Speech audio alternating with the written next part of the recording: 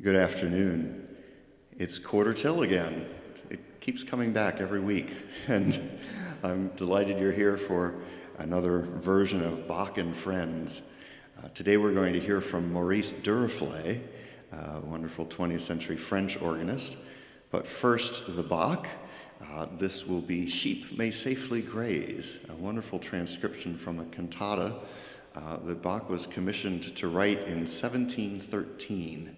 It's known as the Hunt Cantata, with a secular text, but this excerpted movement is often used in a sacred context on Good Shepherd Sunday, or talking about, the Lord is my shepherd.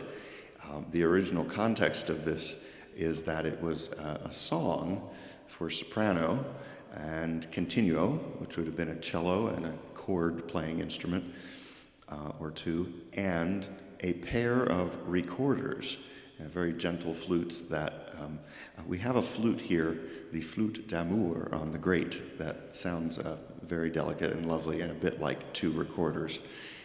And it creates a sort of pastoral atmosphere, very peaceful, and a lovely little melody that in this case, rather than being sung, is played by the oboe. And the original text of this Hunt cantata had to do with a wise ruler. It was the cantata was written as a birthday present for a duke, and it was actually from one duke to another. The duke, which sort of owned Bach and commissioned him for various party favors, asked him to write this as a present to another duke, and the text had to do with the sheep may graze safely where there is a wise ruler looking over the kingdom.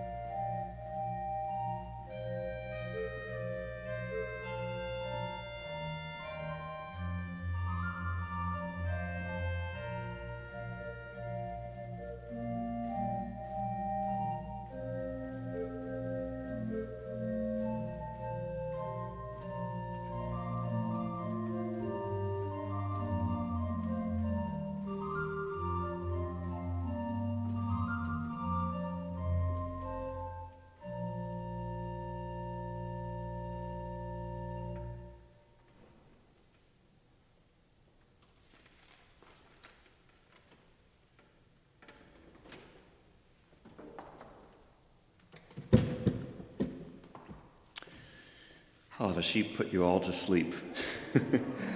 Now, how many sheep did you count in that piece? Well, it's quite tricky keeping all of the sheep going through the gate just so.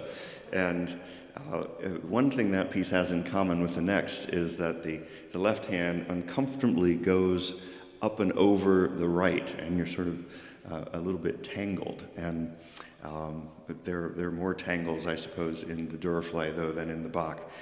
This next piece is by Maurice Duraflay, 20th century French composer, student of Vierne and Tournemire, descended from Widor and Franck in the two great lineages of French teachers.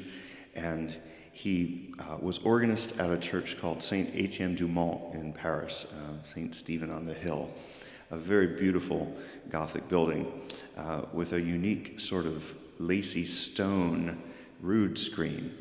Here at St. John's, there's a rood screen atop which is a cross, and in Paris, it's made of stone, and it's got incredible filigree-like carving in it. Here is a picture of Duruflé, and his piece that I'm going to play is a memorial to his friend and fellow organist Jean Alain, Prelude and Fugue on the name of Alain. And what he does is take Alain's last name, the letters A-L-A-I-N, and spells out in musical notation, if you extend the alphabet. A is obviously the note A, and L is a fourth higher. If you stretch it out and start the alphabet over, you see how he does it. And this motive is very unassuming. It has a little repeated note in it, and it's turned into a motive that is used in every way throughout the structure of this piece. Now, Duruflé was an architect in sound.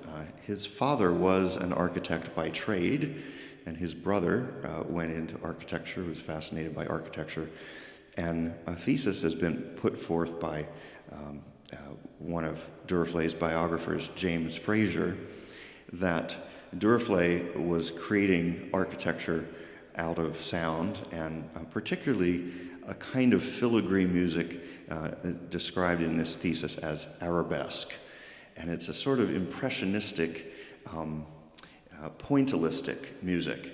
And it's a texture that actually pervades every composition of Duruflé, every keyboard composition anyway. And there's some little motive, some little scherzo that's moving around. Here is a staircase in Rouen Cathedral, where Duruflé grew up as a boy, and this stairway is of stone, and you see how it's pierced in so many delicate ways. It's just fascinating. And Duruflé sketched staircases like this in his sketchbooks very articulately. And here is a picture of Saint Etienne du Mont, this famous stone rood screen, where in Duruflé's built environment there was this both majesty and lightness. And this theory that the arabesque is sort of a musical structure that allows light to come through the stone. It's a kind of clear musical texture that allows the light through. There's something luminous about it. And beyond just the textural element, of course, the modal harmony, the modern impressionistic sorts of harmonies, Redolin of Debussy and Fauré and perhaps most especially Ravel, who Duruflé prized above other influences, they all combine to make a very mystical, amazing journey. So this arabesque pervades this composition very obviously in a sort of a scherzo-like opening in the prelude. Then there's sort of an aria in the middle to have a bit of calm, and one of Alain's own organ pieces called Litanies is quoted in the oboe. And then the fugue, which has this same unassuming subject slowed down into the fugue subject, but then joining a counter subject that gets very active. And this fugue it's so absolutely thrilling to play. It just grows and grows and goes right up through the roof. So hope you'll very much enjoy this Prelude and Fugue on the name of Alain. Alain died in World War II very soon before the end of conflict, and it was a great tragedy for the organ world of France. And what Duruflé has written here is thought of in some ways as a requiem for any organist who has gone on before, or any human soul.